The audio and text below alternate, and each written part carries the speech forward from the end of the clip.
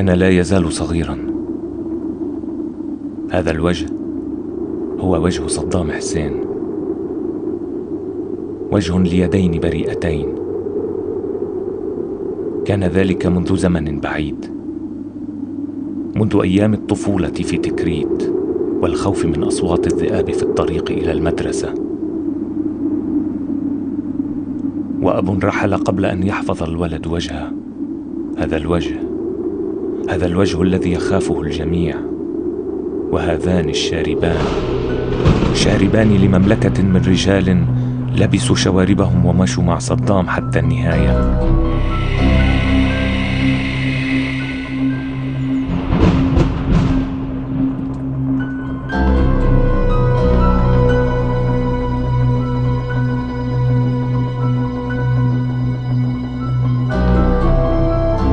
عائلة كأوراق الخريف عصف بها الهواء الأسود الآتي من خلف البحر.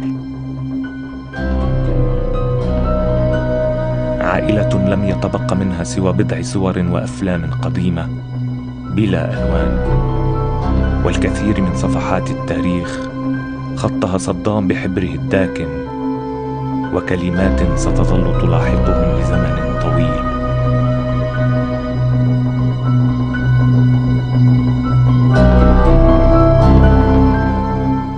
احنا عائلة كنا من أروع ما يمكن، عائلة مثالية. علاقة الأخوة بالأخوات ممتازة جدا، وتكاتف عائلي قوي جدا بيناتنا. وعلاقة والدي بوالدتي أيضا قوية. والدي أخذ والدتي عن حب، وتحدى يعني خواله وعمامه وعمامها، يلا يعني قدر ياخذها.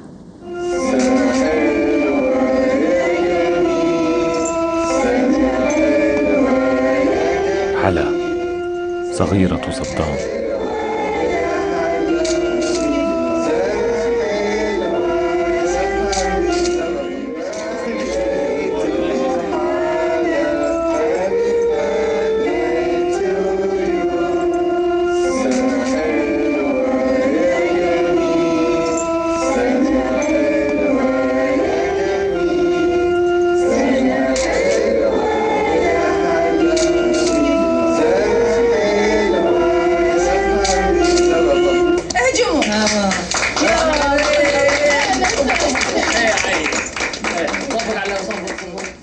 دار عليه يقولها ساجدة، شوفي يباوع علينا نظرة إعجاب. مو أقول لك البنات أحلى من الولد؟ شوفي تقولي لي ليش تحب البنات؟ وعي بس أصيحهم يجوني.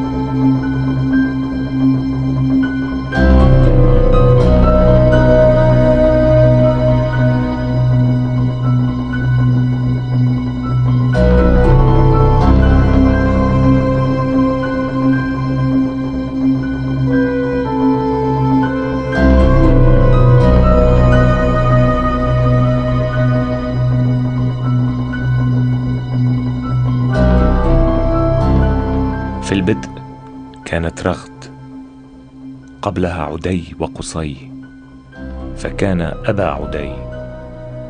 كان صدام الأب، وكان لا يزال يلعب ألعاب الصغار. كانت له زوجة وأطفال وطاولة طعام يجلسون إليها. بالسبعينات كان يبدو علاقة صدام بعائلته مثل علاقة أي أب بأبناء. كنا نشوف صور أنه هو يطلعهم يسبحهم ويلعب وياهم ويمزح وياهم كأي عائلة عادية، يعني علاقة أب بأبناء يسبحون وشايلهم على أكتافه وإلى آخره. عندما أجانا عدي للمدرسة كان أذكر التاريخ جيد لحد الآن. كان في سنة 1973. كنا في حينها ما يتجاوز عمرنا 9 سنوات، بالصف الرابع الابتدائي. كنا ندرس في مدرسة الكرخ النموذجية من خيرة المدارس في بغداد. هذه واقعة في دور السكك. وإجانا احنا ما نعرف يعني هذا الشخص اللي اجانا منه، مجرد ناس تهتم بيه، ناس تراعي. وجلس في آخر الصف، كون قامته كانت حين ذاك أطول من عندنا نسبيا، فجلس آخر الصف وهو يبدو عليه كان يعني طفل خجول منعزل إلى حد ما، لكن كان يمتاز بنباهة عالية، كان حاد الذكاء، سريع البديهية. كنا عرفنا فيما بعد أنه هناك كادر متخصص من المدرسين العرب والعراقيين والأجانب يسهرون على تدريسه بشكل وبطرق متقدمة بالنسبة لنا. يعني من تقاليد العائلة أن يتربون الأولاد بجو العشيرة وليسوا في جو العائلة، باعتبار أن الأب والأم ممكن أن يضفون عطف ينعم من شخصية الابن، خاصة في طور مراهقته. فيتربى داخل العشيرة وفق تقاليد العشيرة، اللي يتعلم الرماية واللي يتعلم القتال وتعلمه. أحيانا عندما يرجع الصبي من الشارع وهو مضروب يبكي، ينضرب داخل العائلة ويقولوا له أنت وحقوق دارك بيدك، ما تجي تبكي لنا هيك شيء. فيربوه على الخشونة والقسوة. هذا الشكل اللي انعكس فيما بعد على السلطة وعلى علاقة الأب بالأبناء في حكم صدام، أن الثنيا اندفعهم نحو حياة العنف والقسوة.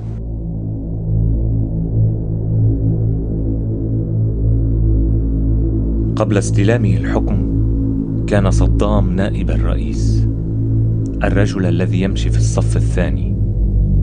كان أحمد حسن البكر الرجل الأخير الذي مشى خلفه صدام حسين التكريتي.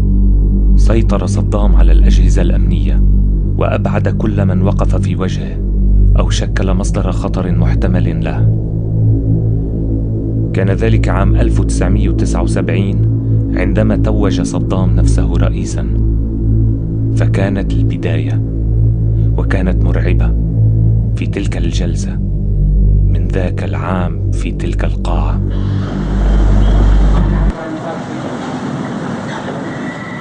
اللي يقرأ اسمه يردد شعار الحزب ويغادر القاعة. لم تكن هذه الوجوه خائنة، ذنبها الوحيد أنها عارضت صدام الرئيس. اتهمها صدام علي فتحي علوش، بدر محمد عبد الله، كردي سعيد عبد الباقي، إحسان وفيق عبد الله السامرائي. كانت تلك بداية اللعبة. محمود جاسم رجب، ثياب حداد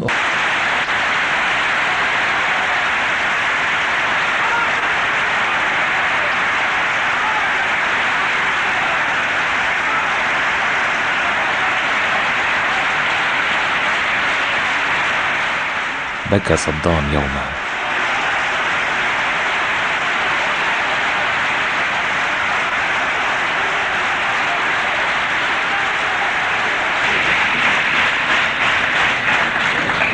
إذا تناشدوني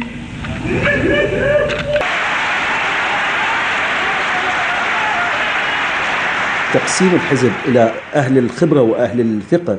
في الحقيقة أهل الثقة كانوا هم المجموعة القرابية اللي استلمت المؤسسات الأمنية والمؤسسات العسكرية والمكتب العسكري الحزبي ومعظم المؤسسات اللي تتعلق بأمن الدولة، في حين ترك الحزب يمسك بالوزارات غير العسكرية اللي هي الوزارات الأخرى. تعزز موقع الكتلة القرابية، أصبحت هي المسؤولة عن الحماية، هي المسؤولة عن الحرس الجمهوري، هي اللي عندها وزارة الدفاع، هي اللي عندها جهاز المخابرات، كلها كانت تدور داخل المجموعة القرابية. نعطي الدم نهراني، نهران خاضوها ونحن لها، إن استمرت 25 فهي سيان، سيان مهما طال الحرب مركبنا، نزف باقات ونبني الخلد بنياني، يا صقر العراق رفرف. Saddam Hussein utilisait ses enfants comme on utilise des soldats de plomb. Il les maniait avec un but, c'était de renforcer son pouvoir. Oudaï, son fils aîné, lui avait confié l'usufruit de la contrebande de pétrole, contrebande de cigarettes. Koussaï, le fils cadet, s'était vu confier la responsabilité de l'appareil sécuritaire autour de Saddam Hussein. Et les filles de Saddam Hussein, Rana, Ragad et Hala, elles, eh bien, ont été mariées avec les principaux responsables de la sécurité de Saddam Hussein. مثل ما نعرف أن عدي وقصي أطلقوا النار لأول مرة على هدف حقيقي، وهو جثث بعثيين قياديين سنة 1979، وأعمارهم كانت بين ال 13 وال 15 أول مرة، وبتحفيز من الأب دفعهم لأن يكونون حماة لسلطته. انتهت علاقة الأبوة بهذه النقطة.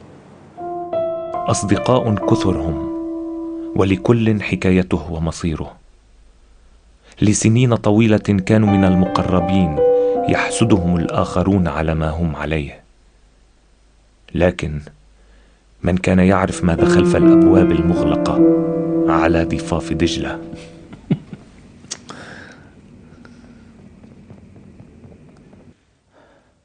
عدي صدام حسين في بداية الثمانينات وخاصة في 84 كان كأي شخص عراقي متوازن، لا يوجد عنده علاقات كثيرة،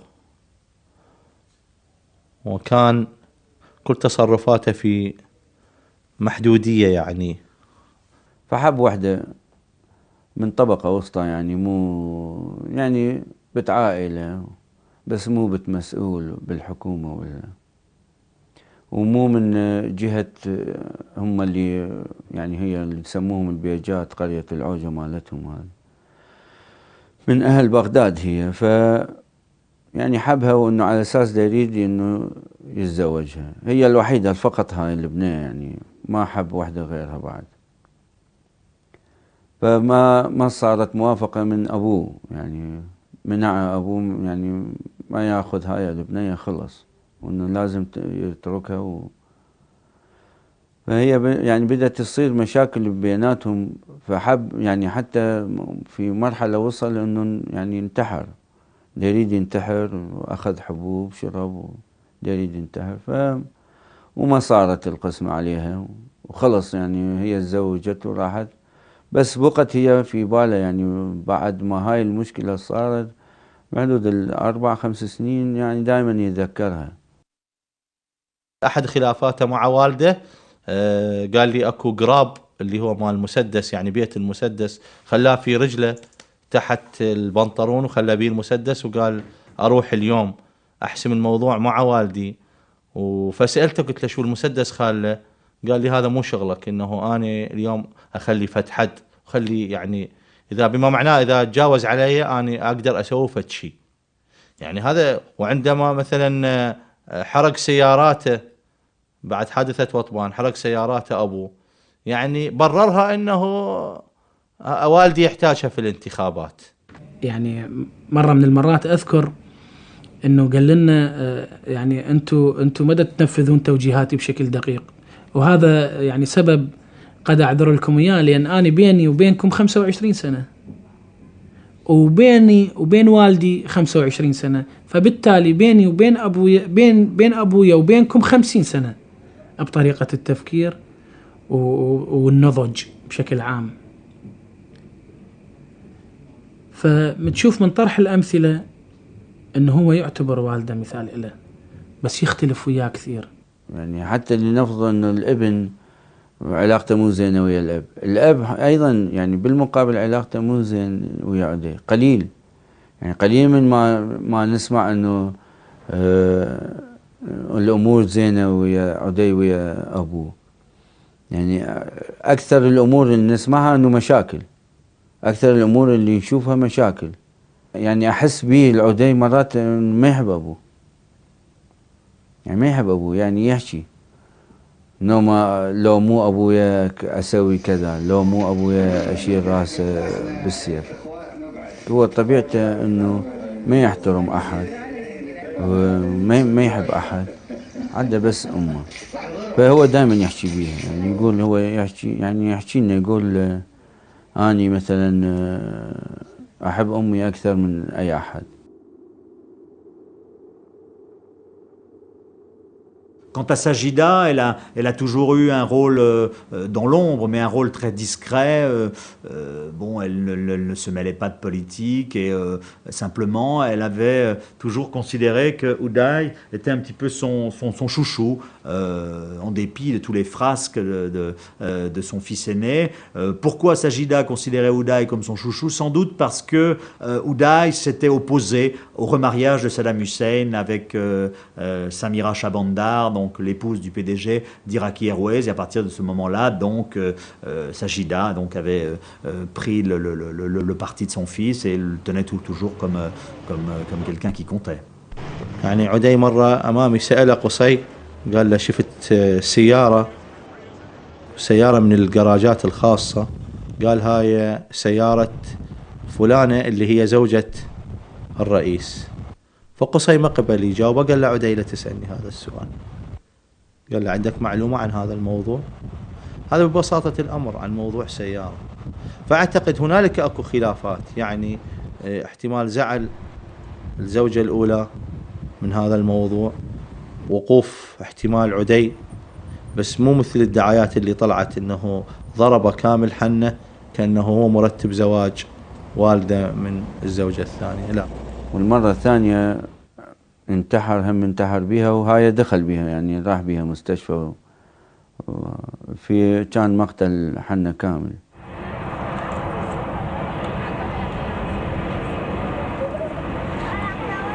كانت هنالك دعوة لزوجة الرئيس المصري في مكان قريب من بيت عدي، وكان كامل حنة الخادم مال والده عامل حفلة، فوصلت الطلقات إلى قريبة على عدي، فدز خبر قالوا له خله يوقف إطلاق النار، شوفوا منو هذا.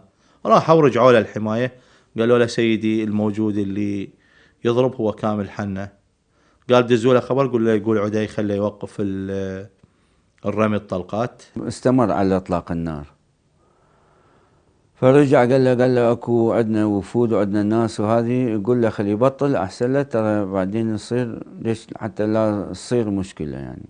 فذهبوا الحمايه بلغوا بهذا الامر، بعد نص ساعه استمر رمي اطلاق النار، فقال ظاهر هذا ما يستحي ولازم نروح له. يعني عدي من يصير عصبي ما يعرف منو اللي قدامه، فبدأ يعني نزل عليه بالغلط رأسا وحكى عليه وهذه، فمن جوابه كامل يعني جوابين، فعدي بالباكورة اللي لازمها رأسا شالها على وجهه وضربه، فجت الضربة يعني نهاية الرأس بالخلف، فضربه على رأسه بالهذه وقع.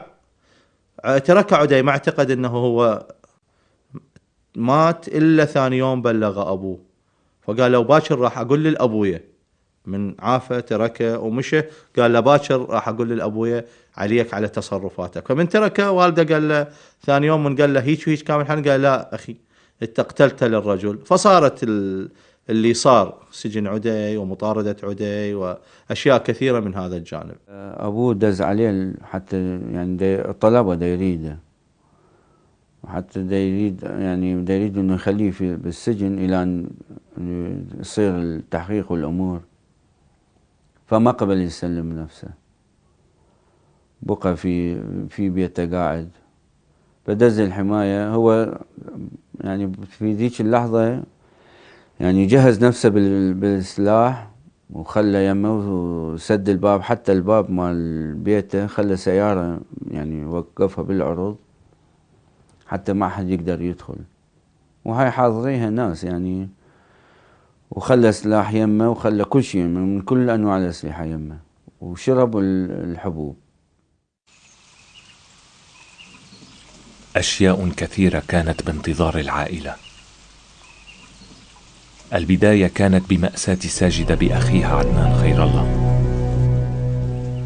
الرجل الوحيد ربما الذي يتفق على محبته العراقيون. مات عدنان خير الله في حادث تحطم مروحيته.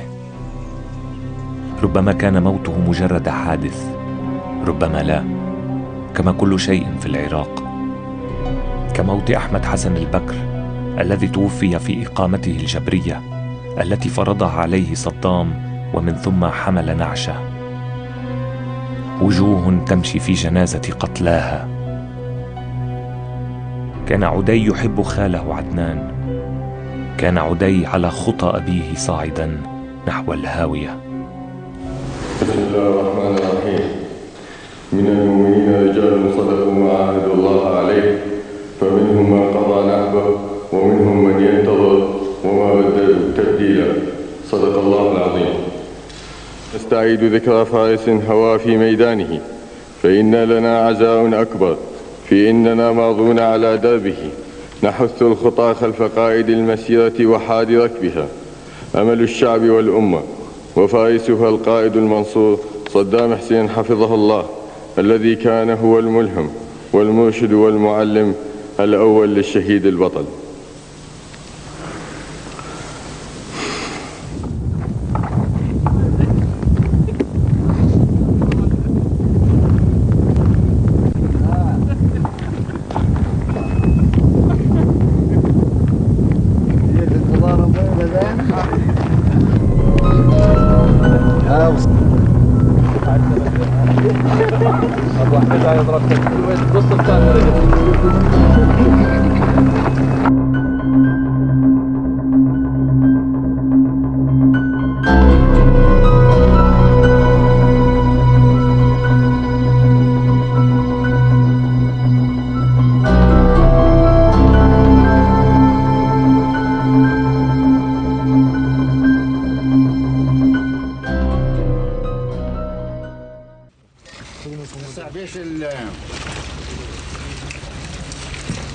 الخروف بيش؟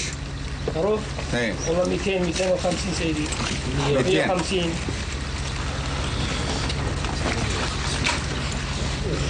زين. أنا منا وهيك يوميا نزودك على حسابي المقاول، أزودك يوميا 6 خروف. ها؟ تطبخ لهم اياها ويا الاكل. الدلالون سيدي للشباب. زين؟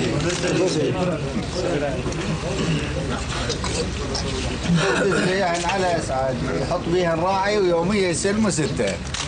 ما سعد؟ امرك سيدي. حتى يضربون لحم الشباب. تسلم سيدي.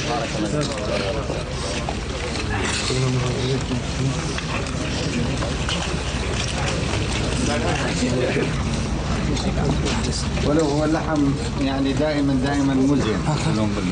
يقولون الاطباء بس هو طيب، يعني اللحم طيب. يمكن هسه يعني شوفوا طيب لانه قبل من احنا كنا صغار ما كنا يعني دائما ناكل لحم. ها؟ احنا ما يقدرون يوكلونا دائما لحم بالريف. لو دائما ناكل لحم كان يعني نخلصهم كلهن الغنم كلها تخلص بسنة ونظل بدون كل شيء. مو هيك؟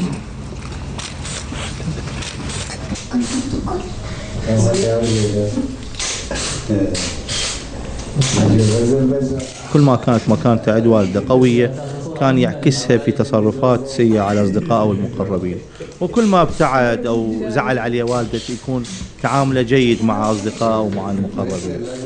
وكل ما أخذ من السلطة شيء، يعني عندما لم يكن في اللجنة الأولمبية ولم تكن له عنده سلطة، يعني لم يكن قاسي. وعندما استلم السلطة في اللجنة الأولمبية تحولت إلى كثير من الأشياء، هي مكان للتجارة ومكان للحكم ومكان لأخذ القرارات ومكان لسفر كافة الناس عن طريق اللجنة، وهي يعني دولة مصغرة عملها عدي داخل الحكومة.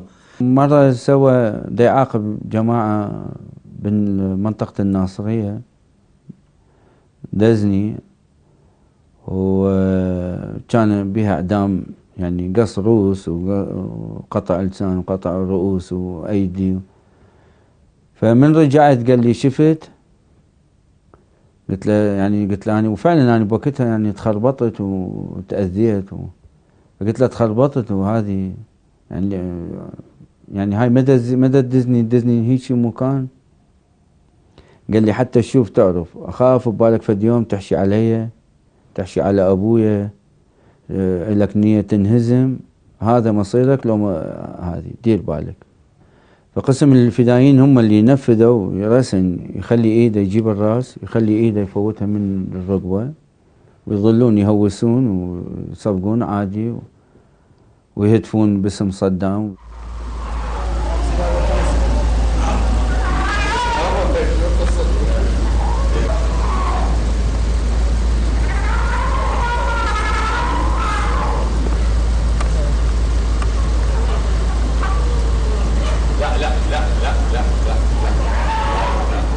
توصل عدي مرحلة من العقوبات ومن الفن بالعقوبات. جابوا له كتاب اللي العقوبات وقت الرومان ووقت بديش العصور، شلون تصير عقوبات، طبقها كل العقوبات. وكان صديق وياي ايضا سواها بي، سجنه يعني، خلاه شده على الحائط ومثل الصلبة، وجاب ذيابه بس خلوا كمامة بحلقهم ويظلون يخرمشون بي باليوم ساعة ساعتين. ومن ضمن هاي السجون مالت هاي العصور حفرة بالقاع ويخلي بيها كمية من يعني المي الوسخ، ويخلي بيه جريدية، ومن فوق ماكو سقف بس يم، حتى الشمس دائما اني ذبني بيه هذا 3 أيام.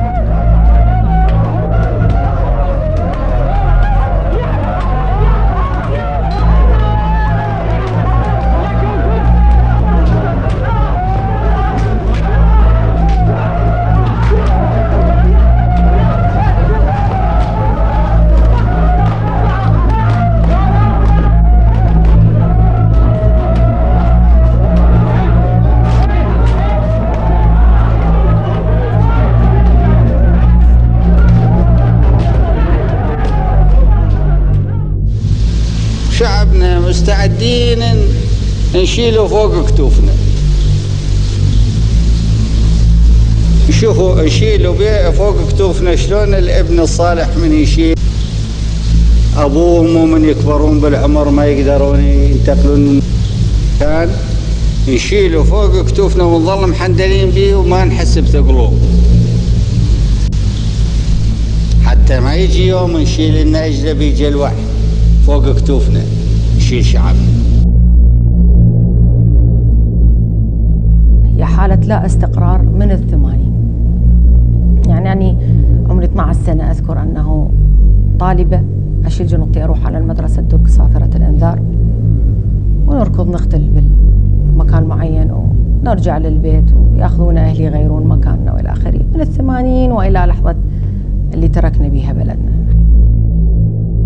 مزاج القيادة العراقية وبالذات كان دائما يتجه نحو حل المشاكل المستعصية بواسطة الحلول العسكرية، وواحدة من هذه الحلول هي الحرب العراقية الإيرانية اللي كلفت حوالي 1,000,000 قتيل وجريح ورجعت العراق إلى مدين، وبالنتيجة صارت بالضبط نوع من الدورة تؤدي إلى دورة أخرى. كان بيت الورق الذي بناه صدام قد بدأ ينهار، خطأ تلو الآخر، أخطاء كثيرة بثمن باهظ. كانت تقترب من الأفق نهاية ظنها صدام بعيدة جدا، دموع لرجال حكم عليهم صدام باللا حياة بعد الآن.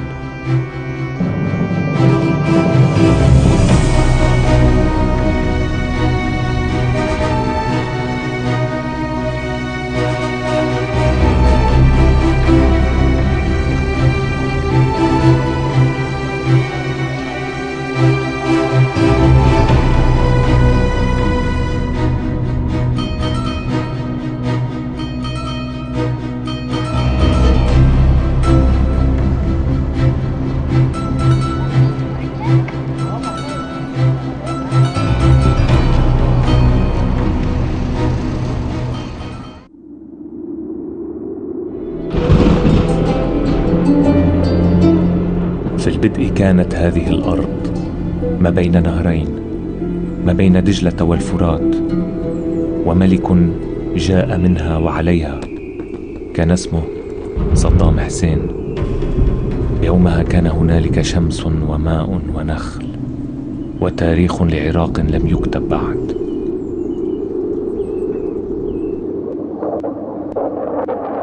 عدي من بداية من أواسط الثمانينات بدأ يشكل سلطات الظل اللي بدأت من اللجنة الأولمبية، ثم أصبحت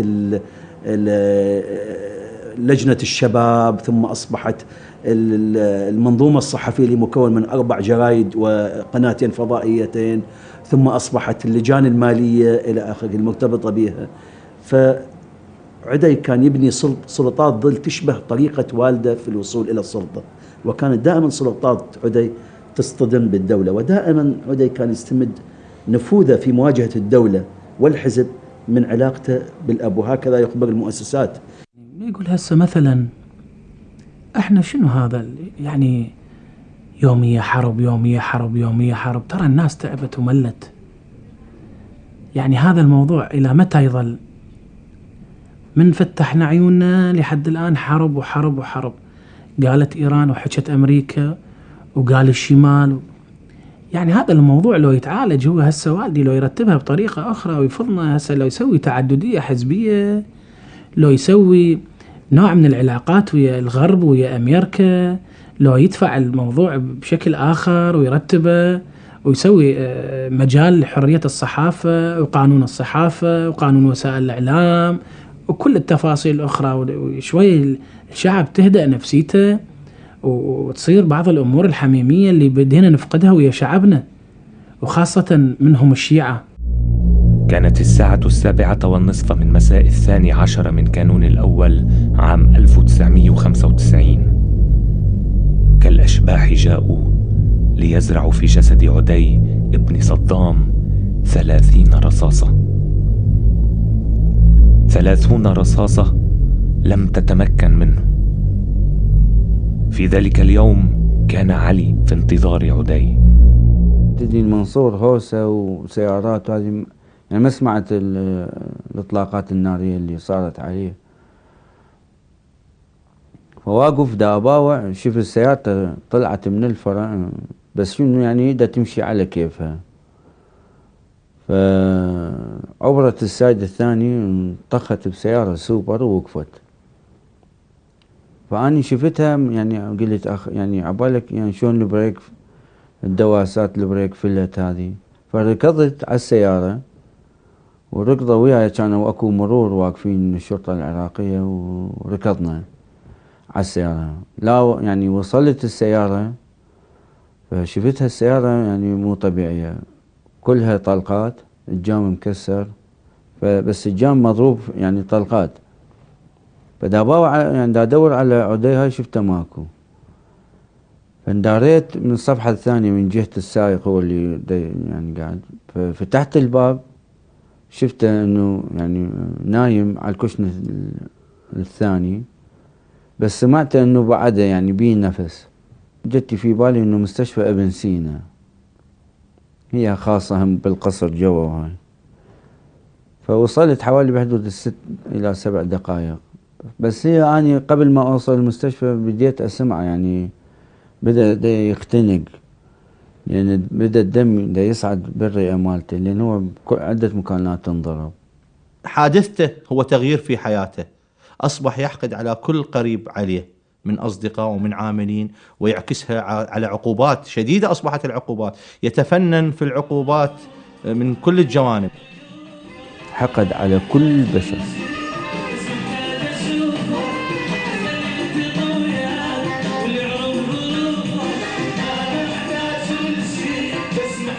بعد الحادث تغيرت حياته كليا. النوم أصبح في النهار، وفي الليل يسهر. العكس، يعني تبدأ حفلته الساعة 3 أو 4، بعد أنه يقعد من النوم الساعة 11 بالليل أو 12، وكل النهار هو نايم.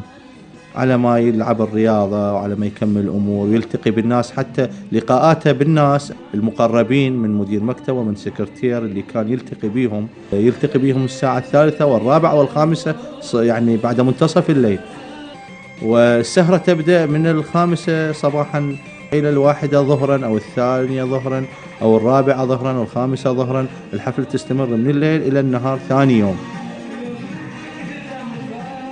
في أحيان معينة يقعد من النوم مرعوب، ورأسا يرسل أحد الحماية أو يرسلني أنه نعطي أموال إلى المراقد الدينية، وزعوا هذه أموال على الفقراء، مع العلم أنه يعرفون أنه هو ما يعطي مبالغ إلى أي كان. وبعض الأحيان يعمل رأسا سجل أعطوا للفقراء، روح وزعوا جيبوا لي ورقة أنه وزعته على الفقراء.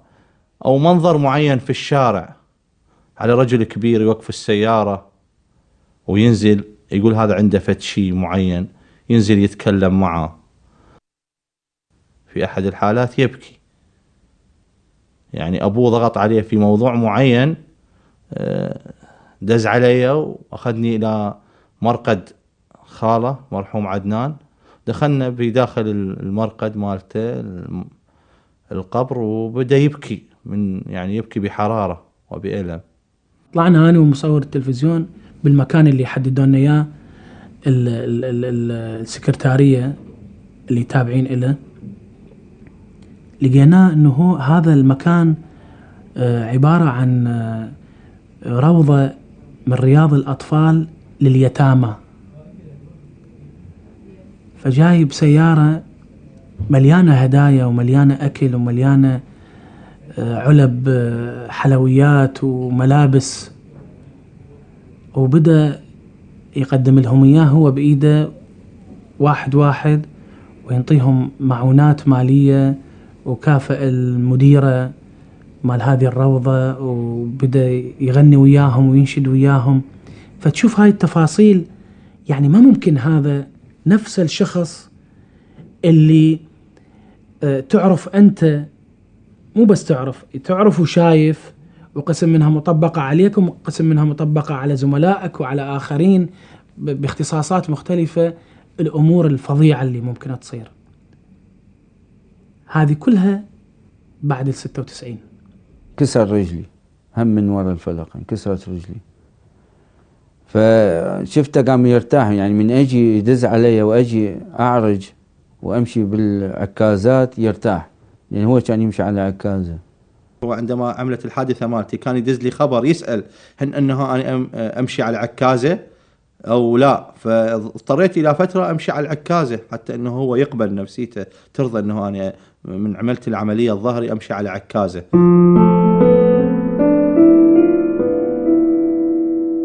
هو احنا أصدقاء بس يسوينا مثل الدوام. قام يخلينا مثلا الصديق يبقى 14 يوم موجود وياه على قد بس ما ينام بالليل، بس من الصبح إلى حد الليل يوميا 14 يوم. مجرد من 14 يوم ينطي يوم عصرية، يعني من ساعة 5 العصر إلى ثاني يوم الصبح.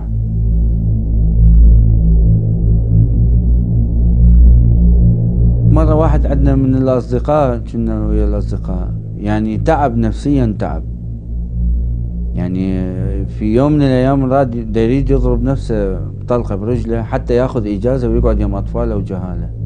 فبعدين وصل مرحلة أنه شال فد ميز ثقيل وكبير وهذه وذب على رجله كسرها الرجله.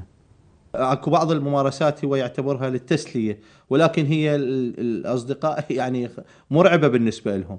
على سبيل المثال في الطيارة ومن مسافة بعيدة أحد الألعاب أنه لازم تشيت من الطيارة للمي، مو كل واحد يقدر يسويها. فاكو واحد من أصدقائنا ما يعرف يسبح، فبوقتها قال له عدي الله يخليك أنا خليه أنزل على التبليط يعني على الأرض ما يتحمل عقب، ما يعرف يسبح. فقال له أنا مالتي الفعالية أعملها على الأرض قال له تموت، قال له أفضل ما أغرق.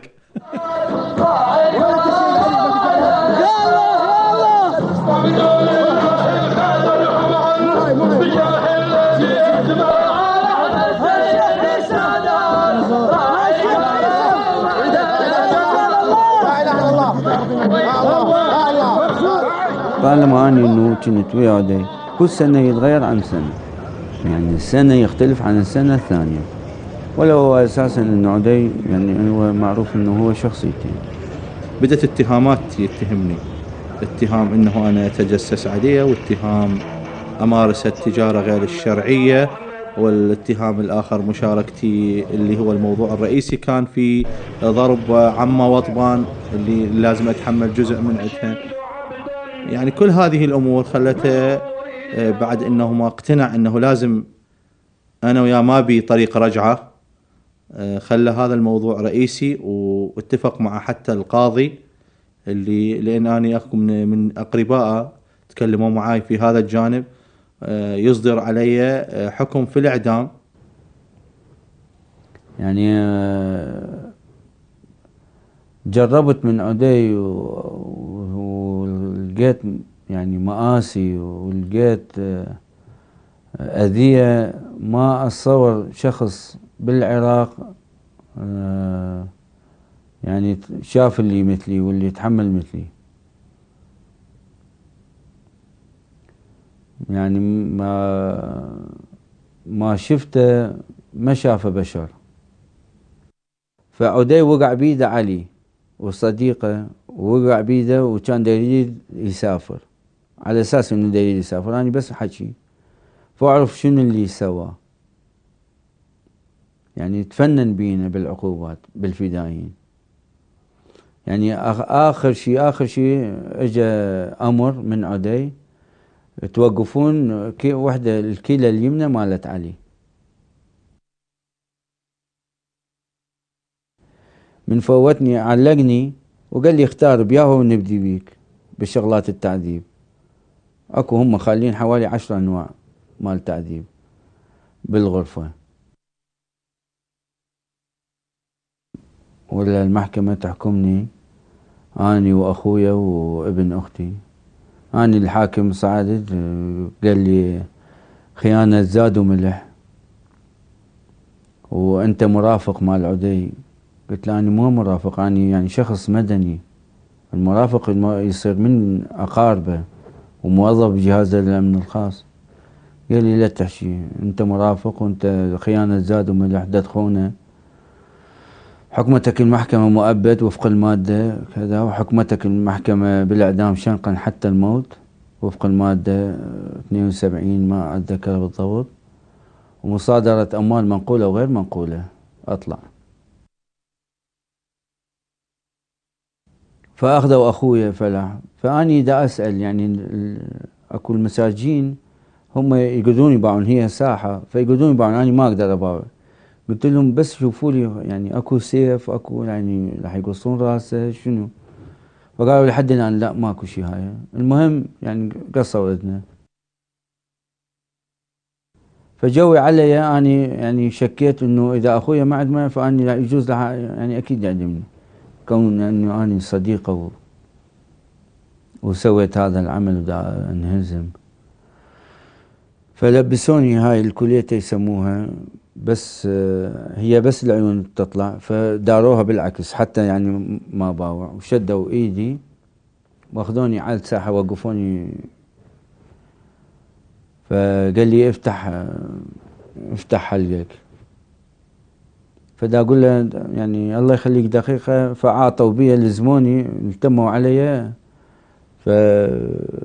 ففتحوا حلقي وجاب احنا نسميه بلايس مثل ملقط شيء مفك، لزم لساني وجر لي برا، وهو يعني بيده مثل المشرط مال عمليات. فلزم لساني طلعه وقصره. فالمضمد واقف بصف رأسا،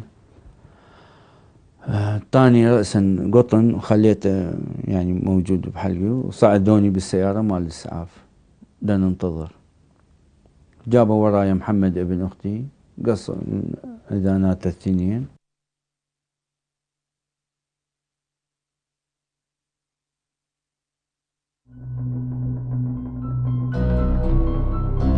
فاحنا عندنا طريق سالك من الاستعلامات لغرفتي.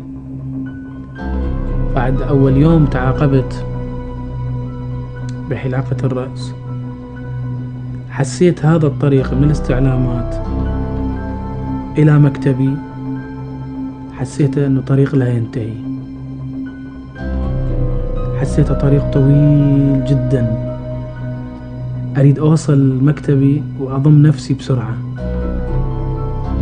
أريد أضم نفسي من عيون الناس، أريد أضم نفسي من الهمس، أريد أضم نفسي من نفسي. أحيانا أريد أنه أني ما أصدق أنه فعلا أني متعاقب بعقوبة حلق الرأس بالموس بسبب يعني قد لا يتعدى كونه رمشة في البث أو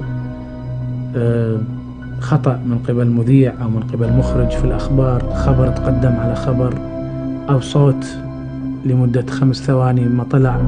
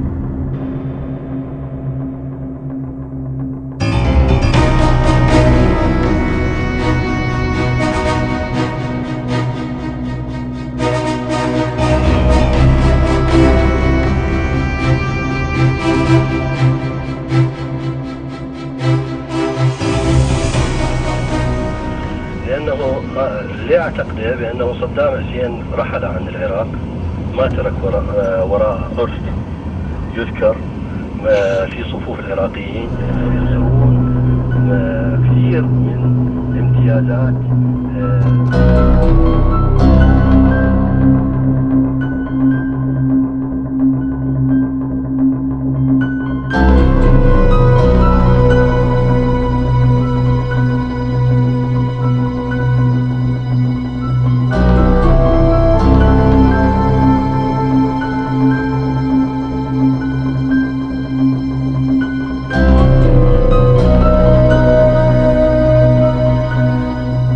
في البدء كان صدام في لعبة أبدية ساقها على أبنائه وأقاربه.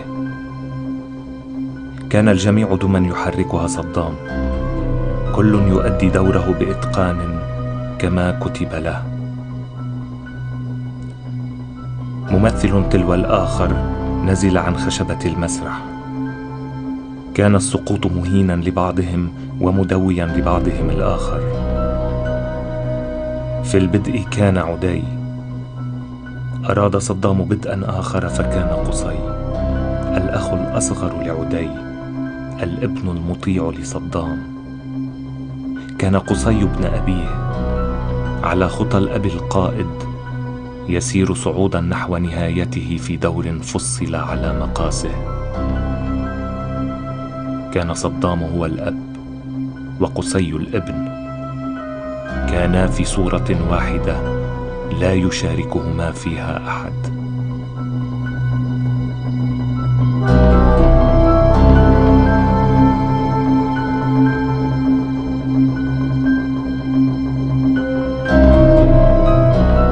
ما كان قصي عنده قدرة على الخطابة ولا عنده مظهرية ولا آخره، حتى حياته اللي كانت حياة إلى حد بعيد تجري بشكل سري.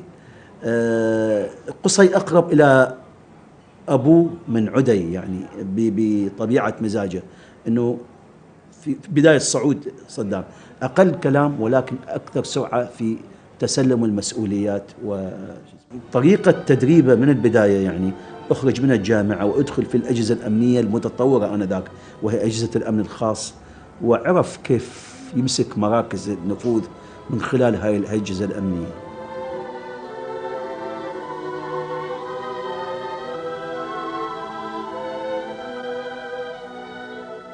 أنا سامعها من عدي قال له أنت أطباعك مثل أطباع خالي عدنان قبل لا يموت، ولكن دخولك في مجال الأمن راح يغير من شخصيتك مثل ما غير كثير من عمامي.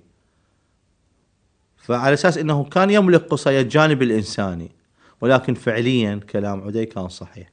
قصي تحول في الفترة الأخيرة عند دخوله في جهاز الأمن الخاص ودخوله في الجانب السياسي ودخوله في قريب من القرار، أصبح في بعض الأحيان قاسي، يعني هاي يجوز أغلب الناس ما يعرفوها، يعني أكثر حتى من عدي. يعني في بعض الحالات يسهر معك ويذهب للصيد، ولكن هو مراقبك بالتليفون ومراقب تحركاتك وتأتي تقارير يومية.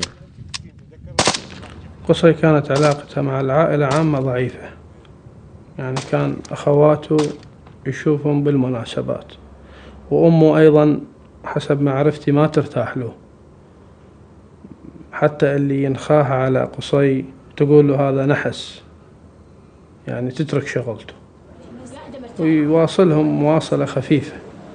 يعني هو كان يواصل أمه مواصلة خفيفة. قصي علاقته قوية مع أبيه، وكان ما يرتاح لأخوه عدي.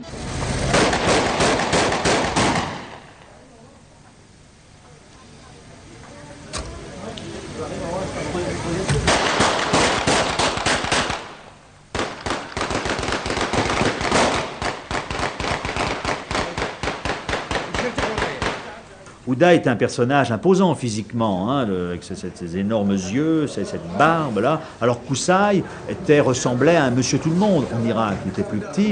Donc il y avait, d'un point de vue physique, un rapport de force qui jouait en faveur de Oudaï. Et Koussaï, si vous voulez, craignait Oudaï par rapport aux extravagances d'Oudaï, par rapport aussi à la stature imposante de Oudaï.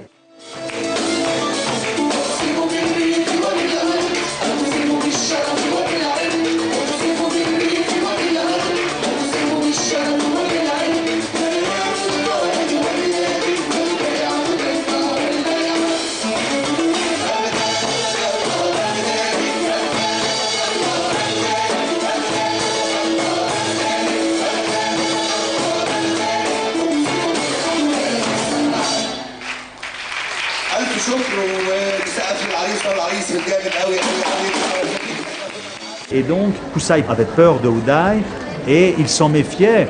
Et lorsque Koussaï a gravi progressivement les échelons, quand même, il a commencé à renier un petit peu du pouvoir de Oudaï, notamment dans les années 2000-2001, lorsque Koussaï a lancé sa campagne anticorruption.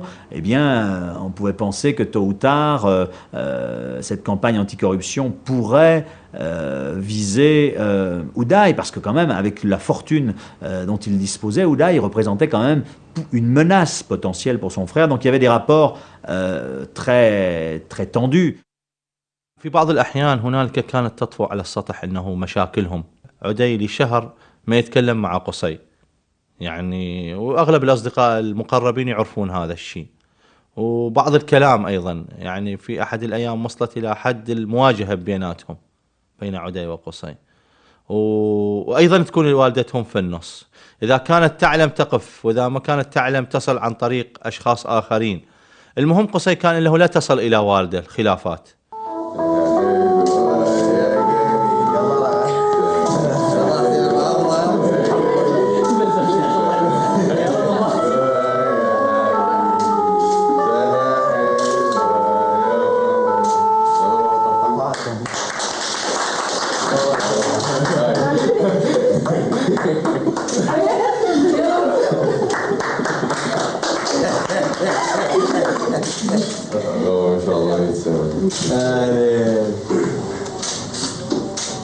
يعني اكو اسرار، تصير اسرار بيناتهم، بس اكثر الاسرار مال عدي ما ينطيها القصي، ما يامن بيه، ما يامن بيه لان قصي علاقته بصدام اكثر من عدي.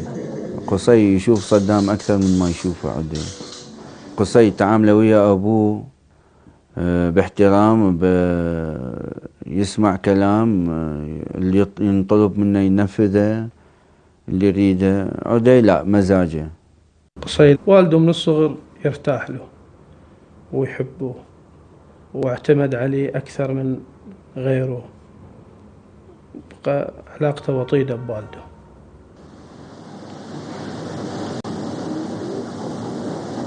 أنا واحد من الناس أؤمن أن الرمز واحد، لكن ما يصير في كل مجال أكو رمز. الرمز واحد فقط. أكو صدام رمز، بس قصي مو رمز. وكما ذكرت في الاستقالة أنه أنا أقدم استقالتي لكي أحافظ على العهد في التربية التي تلقيناها من والدي.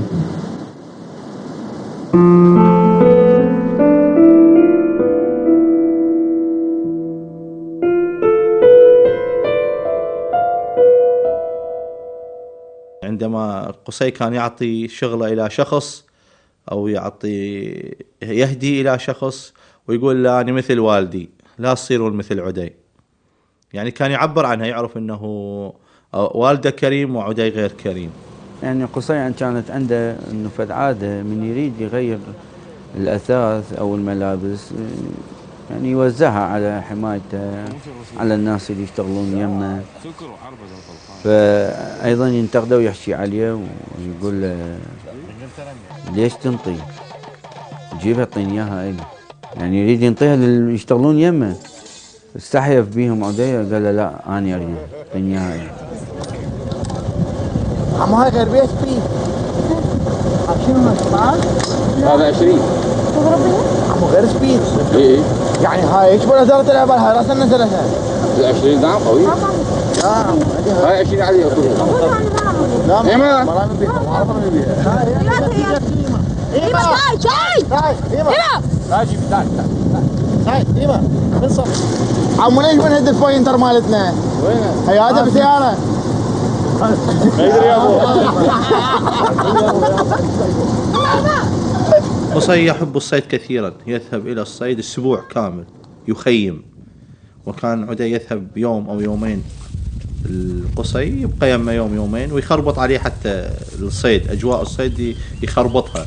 ومع أصدقائه مثلا يطير بالطيارة ويضرب عليهم من فوق ويخربط المخيم. المكان اللي هم يخلي له اكو بيسده مي، يفتح عليهم المي ويفيضهم يخليهم بالليل. يعني من هذه الممارسات اللي قصي يقول يعني اذا اجانا عدي للصيد يخربط علينا كل الفعاليات اللي عامليها. كان يحترم اخوه ولكن بنفس الوقت يضوج منه، ما يرتاح له. اذا كنا مثلا مكان يقول السيارات ابعدوها عن انظار عدي لا يشوفها، يعني ما كان يرتاح الاخو، علاقته ضعيفة به. هو عندما يجي بالسهرات أو الأيام العادية يضرب إطلاق نار ويسكر ويعيط وهاي شغلات يفعلها. كان قصي ما يرتاح لهذه الشغلة خوفا ألا يوصل الحكي لوالده. يعني احنا سهرانين في نفس المكان أو على غده، عندما أي لحظة يذهب فيها عدي إلى أي مكان ويرجع قصي يقوم من الكرسي الحين ما يقعد عدي. يعني كان هاي بيناتهم.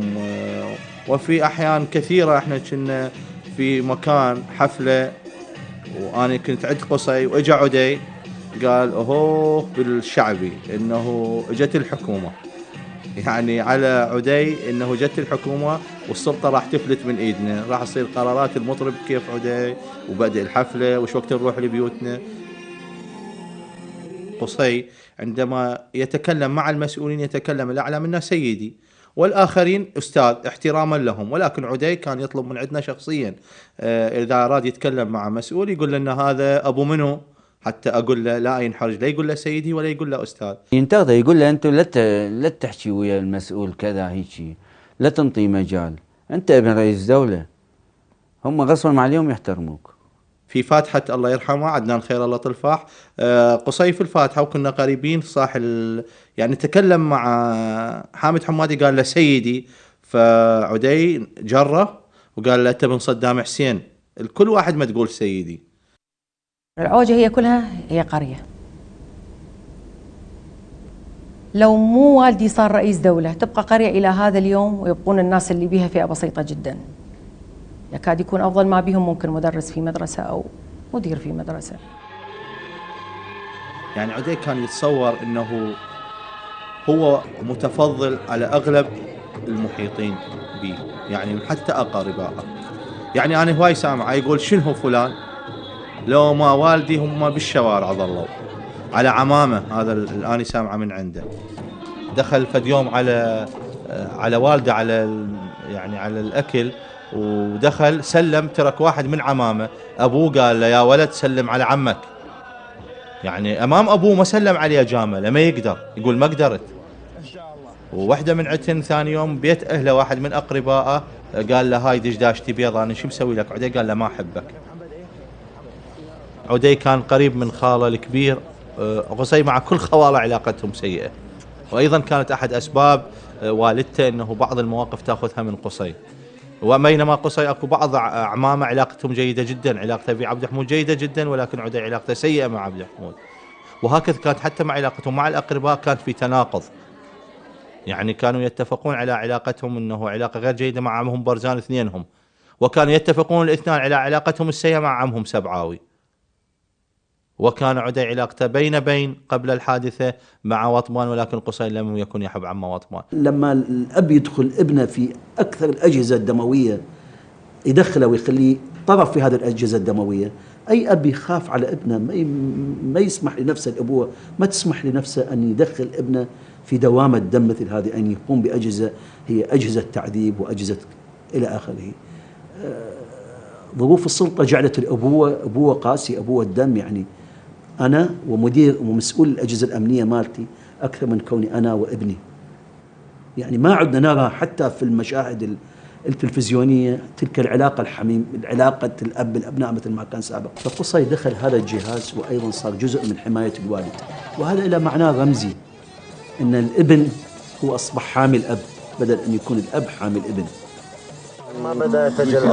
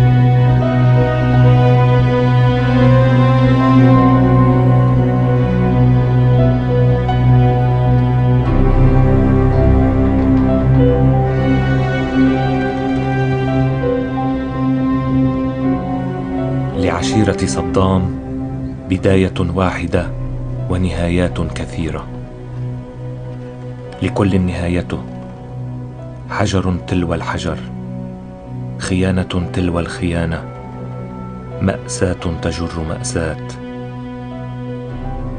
لم يعلم صدام ماذا كان ينتظره من هذه العائلة، من أشخاص أصبحوا يشبهونه، يسعى كل منهم إلى الجلوس بالقرب من الرئيس مهما كان الثمن وبأية وسيلة، حتى لو عنى ذلك أن يقتل الأخ أخاه. كان صدام كلما اعتمد على العائلة أكثر ابتعد عنها أكثر. كان وحيدا وسط العشيرة. البداية كانت مع الأخوة غير الأشقاء لصدام، سبعاوي وبرزان وبطبان. وكأنه احنا ناس ملحدين، احنا ضد الدين. اقرأ لنا الملاحظات السابقة عليه ولا حقا؟ إذا تسمح لي سيدي أحكي. علم الله أبو شارع. جرب يا سيدي. تعال جرب. طيب يا سيدي. قسما بالله اللي أسمع همسا يحكي ويا مواطن عراقي أو بعثي إلا أطر بيدي 4 وصل. سمعتوا زين؟ إلى أن تقرر القيادة مصيركم. يلا اطلعوا. أنا على الله أبو هالشوارب.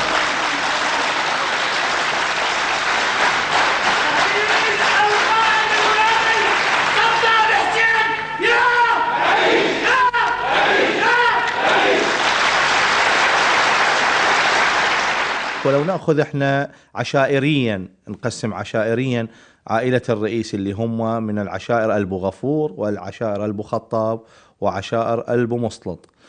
كل واحد في هذه المرحلة راد ياخذ له فد جزء من الدولة، أي عند صعود حسين كامل إلى الحكم اللي هو محسوب على عائلة ألبو غفور، هنالك بعض الناس اللي قاعدين له اللي ممكن انه يريد يوقعوه، مثلا عائله ابو خطاب اللي ينتمي منهم عبد حمود او برزان او وطبان او سبعه، والشخصيات الرئيسيه من عائله ابو خطاب تنظر الى حسين كامل وعائله ابو غفور من هم المقربين، اي روكان اللي كان مرافق او جمال مصطفى زوج حلا لاحقا. هذه الصعودات وهذه التقاطعات في العائلة أصبحت مثل ما قالت إحدى المقربات من عائلة الرئيس، هذه فجوة كبيرة، يعني صار خلافات كبيرة. والنقطة المهمة أيضا هي الغيرة. الغيرة من يكون مقرب من الرئيس، من يا عائلة من يا عشيرة، وهم من نفس ينتمون بالأخير لنفس العشيرة الكبيرة اللي هي عشيرة ألبو ناصر اللي مكانها ومقرها قرية العوجة. عامل الغيرة كان هو الأساس، مصيبة العشيرة. عامل الغيرة المميت. يمتلكون هذه الفئة من البشر كم من الغيرة، سبحان الله. وكأنه الله سبحانه وتعالى قسم الغيرة على البشرية إلى قسمين، أعطى نصها إلى العالم والنص الثاني أعطاها للبيجات. العائلة تحولت إلى سلطة، فالحسد هو الحسد على السلطة والحسد على المال.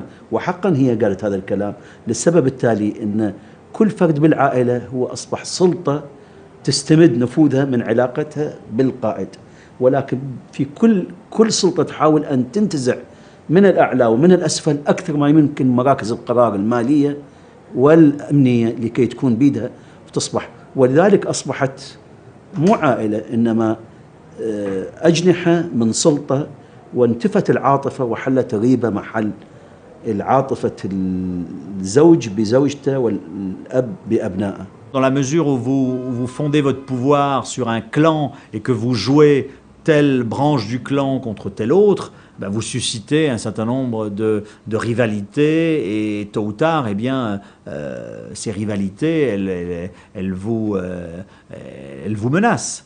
Et Saddam Hussein, ça a été le cas. Je veux dire, c'était un pouvoir familial sur un clan. Ce clan s'entre-déchirant, eh bien, à la fin, ce clan a explosé. Et il n'y avait plus d'unité. أطراف العائلة هي اللي أذتنا، كانوا يعني دائمي التدخل ودائمي الضغط على الوالد بأمور كثيرة، بحيث أنه سببوا بعض الفتور بالفترة الأخيرة، يعني خصوصا أخوته الثلاثة أثقلوا كاهن يعني من الثمانينات بلشوا تعب حقيقي، يعني يحوكون على عدي، يحوكون على قصي، يحوكون على يعني برزان وطبان وسبعاوي ينحدرون من عائلة بسيطة جدا من أب فلاح لم يكن يملك حتى قطعة أرض بالعوجة، أصبحوا يملكون الملايين والقصور. كان برزان آنذاك يعني رئيس المخابرات، حتى كان ما يسموه غير السيد الرئيس. اعتراضهم ما كان مبني على أسس صحيحة، اعتراضهم مجرد لأنه هم أكو خلاف بينهم وبين حسين. زعل الأخوة على صدام، زعل وطبان وسبعاوي بسبب عدم زواج بنت صدام من واحد من أبناء الأخوة، وتزوجوا منها الأولاد العم، أثارت المشكلة من جهة أخرى. السبب التالي مو لأنها قضية زواج وقضية عائلية، إنما الزواج لأن أصبحت العلاقة بالشخص الأول هي علاقة بالسلطة بالحقيقة، والزواج هي عملية صفقة سياسية أكثر من كونه مجرد زواج عائلي.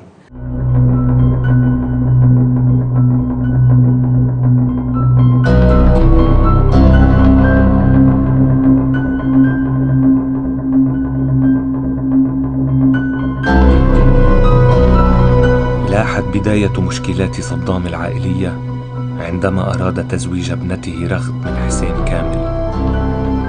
كان ذلك عام 1983 عندما كتب رسالة إلى أخوته يحذرهم فيها من الاستمرار بمحاولاتهم إفشال الزواج. كتب صدام: إلى سبعاوي ووطبان وبرزان، أما بعد لقد أعلنتم وتصرفتم لاحقا بإنهاء الأخوة بيننا، ورغم أنني قد تألمت لذلك لكنني لم أأسف له. ومن ناحيتي أعتبر العلاقة التي تربط بيني وبينكم ليست إلا علاقة مسؤول بمواطنين. لقد ورد أيضا في رسالتكم إنكم ما زلتم تعتقدون أن الشخص المهيأ كزوج لابنتي هو ابن سبعاوي، ورغم إنكم تتذكرون ما قلته لكم حول الموضوع منطلقا من قلب صافي وخال من كل معاني الخلفيات المظلمة التي خطط ويخطط لها برزان. يا إلهي ما أقسى الغرور، إنها النقطة القاتلة لدى برزان، وربما وصل الآخرون إلى شيء منها. إن برزان لم يمارس هذا السلوك لأول مرة، سلوك تقديم الاستقالة أو ترك المسؤولية، إنما مارسه قبل هذا لعدد من المرات، وكل تصرفه كان لاعتبارات ذاتية، أو لأنني أرفض عودة اعتبارات الأمراء للعائلة الحاكمة إلى العراق. وبعد كل هذا أحذركم من الاحتكاك بأجهزة الدولة وحماية وموظفي رئاسة الجمهورية والمخابرات والجيش على وجه الخصوص، وممارسة أي نوع من أنواع التصرف الضار، لأنني عند ذلك سأتعامل معكم كما أتعامل مع الآخرين، وربما بما هو أشد، والله من وراء القصد. صدام حسين، 14/10/1983.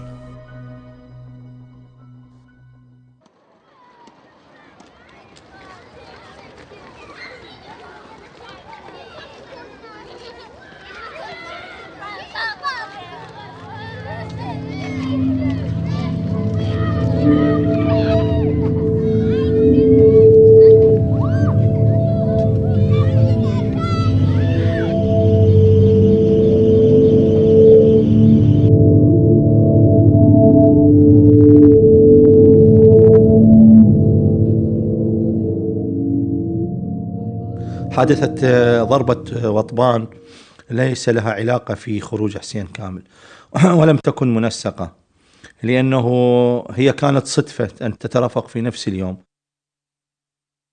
يعني كنا في مكان سهرانين، وإجا خاله الكبير لؤي خير الله ومعاه صديقة، وطلب من عدي، قال عدي يصير هذا الموضوع يصير عمك وطبان، مع العلم عم وطبان ماخذ أخت لؤي، يعني يصير هذا عمك وطبان سوى بي هيك، اعتدى على صديقي وهاني قدام الناس القاعدين وكذا، وبصوت عالي ومنزعج.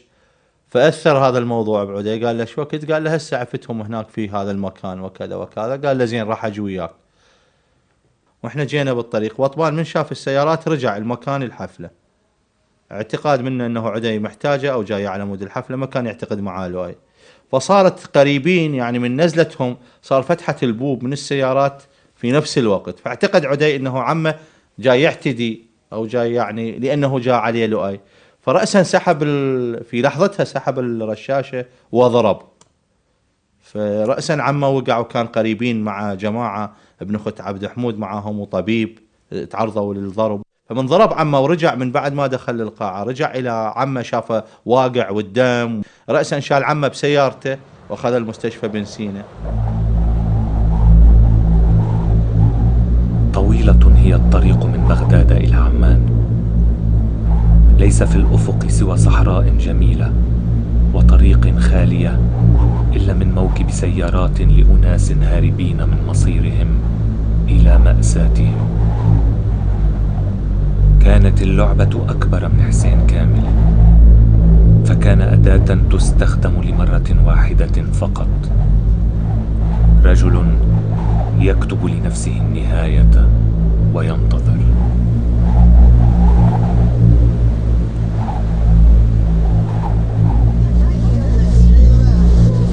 كان هروب حسين كامل وأخيه صدام كامل إلى الأردن مع زوجتيهما ابنتي صدام بداية النهاية.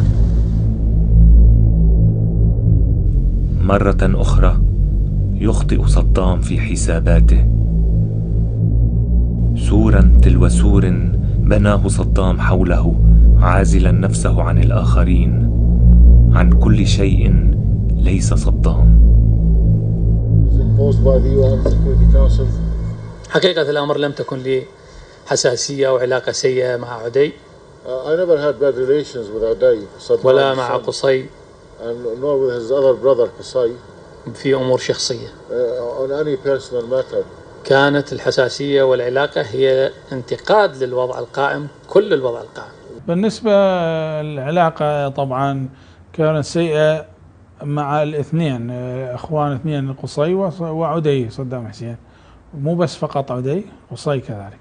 عدي كان ظاهر من يضوج من واحد يكتب بالصحف او يتكلم بعض الكلمات، اما قصي فكان يراقب سريا. يعني حسب ما عرفت اكو كم شغله ما مشال هي حسين كامل العودي، بدت امور، بدت حزازيه تصير بيناتهم.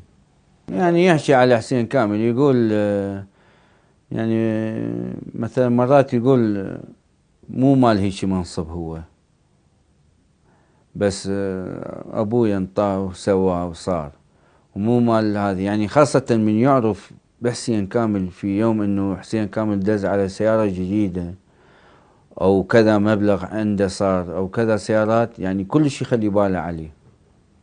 كان متحسس من موقف قصي، وكان متألم من موقف قصي، انه يتابع وراه ويتابع أعماله ويتابع شغله، وأرسلوا له لجنة برئاسة عبد حمود يحقق مع حسين كامل. كل هذه أدت إلى أنه حسين كامل يبني فكرة هنالك أشخاص وراء يريدون أن يوقعوا فيه، إلى أن وصل إلى القرار أنه يخرج. كيف يجري إجبار عائلة وكيف يجري العيش مع عائلة مجبرة؟ هذا أمر مختلف. أيضا الطريق من عمان إلى بغداد طريق طويل، كنا عدد من السيارات ورجال حماية ومعروفين، فهل يجري إجبار بهذا الطريق الطويل أو تضليل؟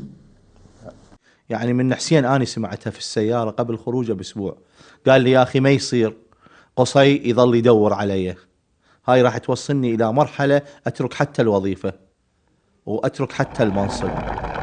Une concurrence était née avec Uday parce que eh bien, il y avait deux crocodiles dans un même marigot. Or, deux crocodiles dans un même marigot, il y en a un de trop. Dans les années 94-95, Uday venait de créer sa milice. Hussein Kamel était le numéro 2 virtuel du régime. Et Hussein Kamel, à l'époque, était allé se faire soigner en Jordanie pour des problèmes de santé. Et il avait confié au roi Hussein justement que Uday commençait un petit peu à l'embêter, qu'il avait des problèmes, etc. C'est à partir de ce moment-là que le roi Hussein a compris qu'il y avait peut-être une opération à faire et qu'il a convaincu Hussein Kamel de venir en Jordanie, et que le roi Hussein a monté cette opération avec la CIA qui a conduit donc à la défection d'Hussein Kamel en Jordanie. الإسقاط هذا شيء نعمل بموجبه. أما المواضيع الأخرى هذه أسرار البلد، ولا نتحمل مسؤولية كشف أسرار إلا ما هو مصلحة البلد فقط. Hussein Kamel s'est fait piéger dans cette opération de défection parce que les Américains l'ont interrogé longuement, Les experts en désarmement de l'ONU l'ont interrogé également longuement. Et il faut se souvenir qu'à l'issue de ces interrogatoires, Hussein Kamel a quand même révélé l'existence du programme d'armement biologique prohibé par l'Irak, qui a été une révélation extrêmement importante, parce que à cette époque-là, eh bien, on pensait que l'Irak était quasiment désarmé. Donc là, ça a été une révélation spectaculaire, et c'était ce que recherchaient les Américains et d'autres, plus que d'utiliser Hussein Kamel comme une possible alternative à Saddam Hussein. Donc à partir du moment où Hussein Kamel a lâché le morceau, comme on dit, a livré l'information sur ce programme clandestin d'armes de destruction massive, eh bien, il avait joué son rôle et il ne servait plus à rien après. أنا كنت سعيد في أن يقدم لسببين. السبب الأول أنه الحظر على بلدنا، الحصار القائم، أنه يوفق.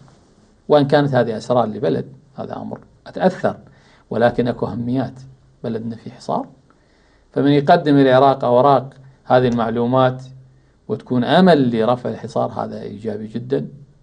يكون أمل لبلدنا أنه يرفع عنه هذه المعاناة الكبيرة، وأعرف بأنه سيوظف جهات غير عراقية وعراقية، وسينفق بسخاء على هذه الجهات من كانت عراقية غير عراقية على حسين كامل. ولكني هل أنه أخشى؟ لا. حزينة هي الطريق من عمان إلى بغداد، لا سيما إذا كان العبور هو الأخير. قرر حسين كامل الرجوع إلى العراق بالرغم من اعتراض أخيه صدام. قرر الرجوع بعد أن أصدر صدام حسين عفوا عنهم. في بغداد صدام لا أحد يغفر، وخطأ حسين كان كبيرا.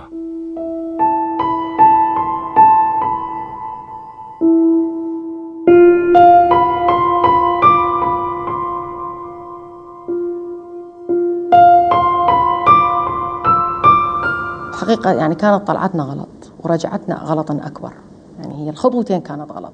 وأني من طلعت من السجن زرتهم ولقيتهم كلهم سوا وسلمت عليهم بالعيد، آخر يوم العيد، وأني كنت جالس هناك، دخل عدي وسلم علينا وصافحنا لنا، يعني أنا من الناس صافحني وبوسني، يعني معانقة، والحمد لله على السلامة قال لي طبيعية. قال هم تحبون ندز لكم هسه الغداء؟ وقالوا له نشكرك وهذا ممنونين. قال العشاء لا تتعشون، راح ادز لكم عشاء. ما من يعني طلع من البيت ورا ما خلصوا، يعني ورا قلت لك فترة ساعة نص ساعة، يعني ساعة إلى 3-4 ساعات. طلع ف يعني أنا قاعد شفته صاير عصبي، فابتدي يعني ما حكيت بصراحة، ما حكيت وياه، بس شفته ورا، مشينا ورا فترة 10 دقائق. قال بسيطة حسين كامل، هينا لك، هاي ما تفوت عليك. هو خطة إبليس، فهم رادوا إنه يلطخون دماء أقربائنا وأولاد عمومتنا حتى يضيع دمه. وجابوا خابروهم، ما يدرون، هم خابروهم أكثرهم عن طريق التليفون، فلان ابن فلان تعال، فلان ابن فلان، ما يعرف شو اسمه، جيب سلاح معك وتعال. هذا ما يعرف، جاب سلاح معه، توكل على الله ويانا يلا، ما يعرف وين. ما وصلوا قالوا لهم انتم تعال نريد نقتل حسين كامل.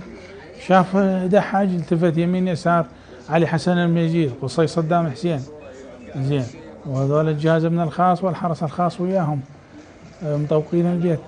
فيقول لك هذا عمر صدام حسين، ما يقدر يقول لا. الوالد عفى، والعفو كان يعني من قبل كل القيادة العراقية وبشكل دقيق، بس البذرة اللعينة اللي بالقيادة اللي اسمه علي المجيد هو اللي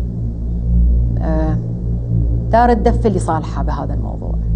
قام يعني بوسط الاجتماع قال له سيدي أنت عفيت كرئيس دولة، احنا ما نعفي كعشيرة. علي حسن المجيد ما كان يقدر يتصرف أي تصرف إلا أن يأخذ الإذن بين صدام حسين، فلا لها علاقة العشيرة، والعشيرة مكرهة ولا راضية، واللي صار بهم هذا اللي صار أكثره هو إجباري. لصدام حسين يد ملوثة اسمها علي حسن المجيد. لعلي حسن المجيد وجه واحد هو وجه صدام حسين، واسم واحد هو علي الكيماوي. لعلي ذكرياته الجميلة في حلبشة في العام 1986. لذلك اليوم توقف صغار الأكراد عن اللعب في أرجاء القرية، وخفتت أصواتهم في قبور جماعية.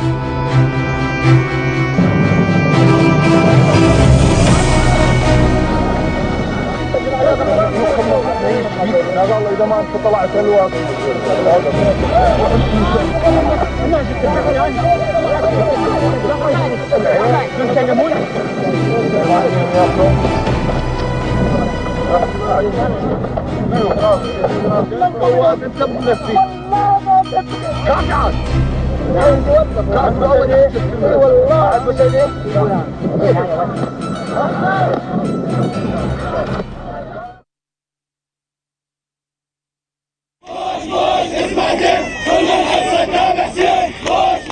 لأم ثكلى في لباسها الداكن الدائم، لأب جالس عند مدخل المنزل بانتظار الابن، لأخ يلعب وحيدا في حديقة المنزل، لعراق فقد رجاله شواربهم، لبغداد المدينة الهرمة التي فاتها دهر وبضع سنين.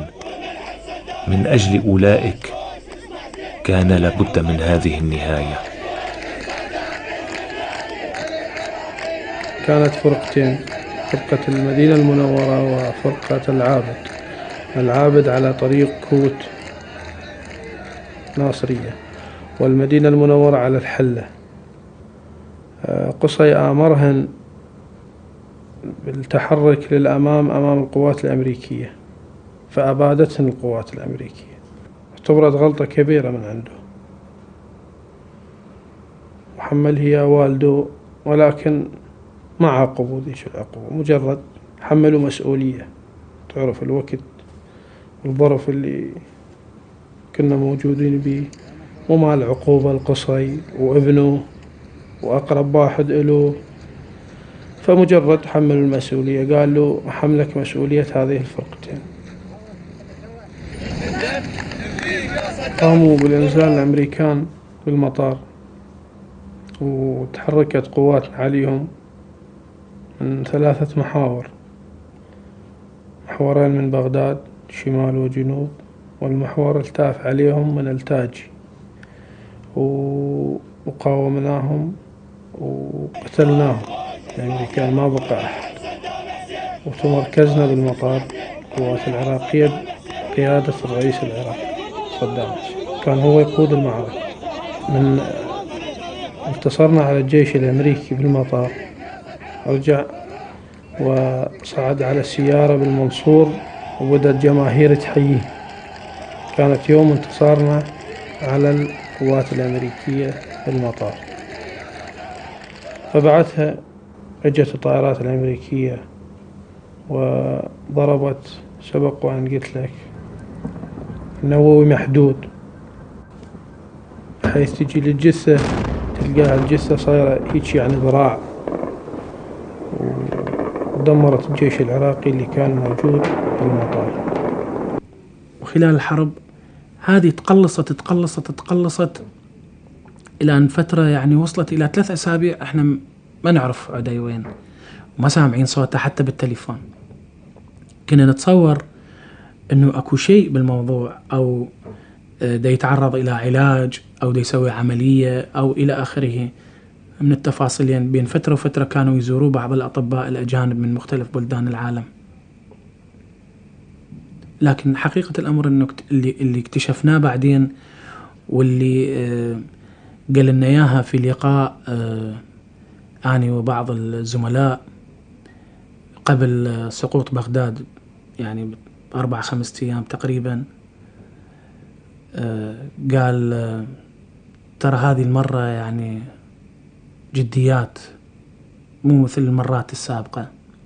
هذه المرة مو شقة، هذه المرة راح تكون مسألة وجود، لو احنا لو الامريكان. آخر يوم شفته يوم 9 نيسان، كان الوضع متدهور والتقينا وضعيته تعبانة وحالته متدهورة. قال احنا هذا اليوم نتفرق. كانت الساعة 10 صباح وتفرقنا، بعد وراها ما شفته. هو حقيقة من شفناه هذا اللقاء، رغم سرعته ورغم وقته المحدود، كنت تشوف في عدي سقوط بغداد. كان بالبيجامة الهندية، الزي الهندي، وكان واضع بين قدميه بين ساقيه رشاشة صغيرة، وبحزامة مسدس، وسريع بالكلام. وهو هذا مو طبعه، سريع بالكلام، يريد المعلومة بسرعة، يريد يعرف ايش يصير بالشارع بسرعة، يريد يعرف الناس شلون دا تفكر، وهم بسرعة، وقلق، وحركته غير مستقرة. وعادة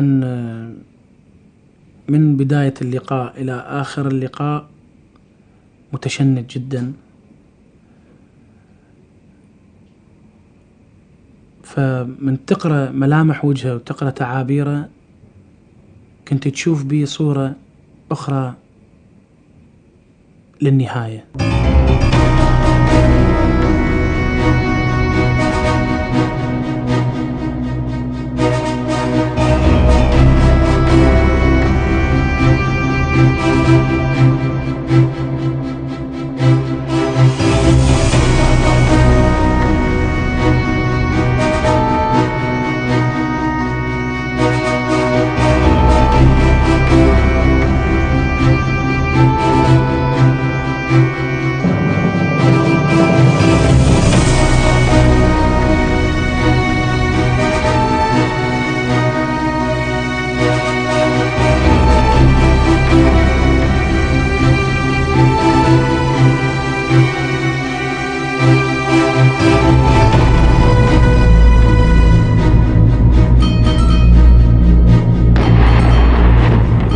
هذا المنزل كانت نهاية عدي وقصي ولدي صدام.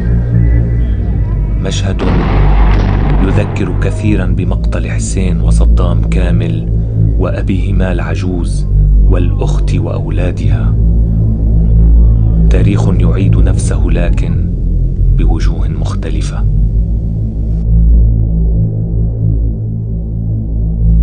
النهاية تأتي دائما عندما لا نريدها. في العراق تأتي بثياب حداد وبوجوه أعينها مغمضة. لكل شيء نهايته، ونهاية صدام نهاية رجل واجه مصيره وحيدا داخل حفرة تحت الأرض. ترى أين صدام في هذا الرجل؟ ومن هو هذا الرجل؟ لحية بيضاء لتاريخ لا يرحم. أميز والدي من بين مليون رجل، ضحكته، صوته، عينه، نظرته. مهما ما يكون إنسان يشبهك، لكن لا يمكن أن تكون تعابير وجهه وتقاسيمها تمثلك أنت بشكل مطلق لو ما تكون أنت نفسك.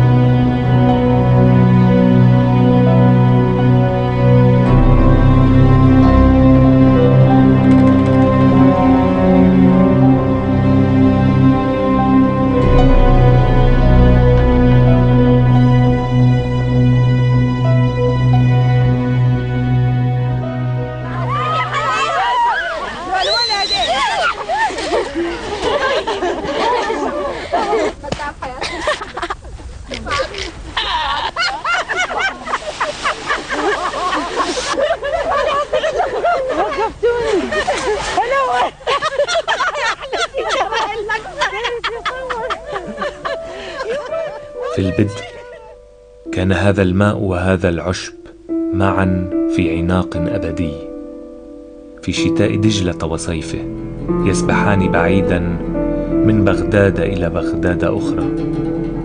كان صدام حسين وعائلته والعشيرة كتلك الأعشاب البرية تسبح كلها في الحوض نفسه. وجه من العائلة يرحل ليطفو على السطح وجه آخر كما هذا العشب. لمشهد يغض الطرف عنه، لجيل حكم عليه بما تراه العين، وصحراء قاحلة دفع الصغار إلى عبورها، لولد يلهث وراء لعبة صغيرة أو حبة ليمون، لحبة ليمون بين أيد فرحة، لفم ضاحك وعين تنظر إلى انعكاسها في عدسة آلة التصوير. في بغداد وجه وبضعة بيوت وشمس لا تغيب إلا رغما عنها، وجه فتي التصق به بعض الغبار ورائحة الطريق، وقوارب صيد هرمة تنتظر صياديها الذين لم يرجعوا إليها، أرواح تسبح فوق النهر على شكل أزواج طيور. صغير يلعب ما بين الليل والنهار، ما بين دجلة والفرات.